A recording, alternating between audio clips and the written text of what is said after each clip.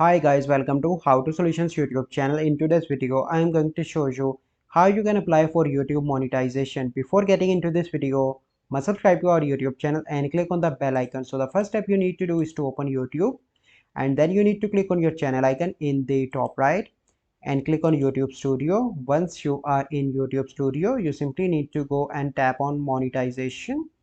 So you can see that I successfully completed 1000 subscriber and 4000 watch hours, and two-step verification is on, and there is no community guideline strike. Then you need to click on apply now, and here you need to review partner programs. Click on start. You need to read all these and click on I accept and click on accept terms, and then you need to sign up for Google AdSense and create your Google AdSense account. And once your account is created, then the YouTube team will review and your YouTube channel will be monetized shortly in 1 or 2 days. So this is a process by which you can apply for YouTube monetization. I hope you find this video helpful.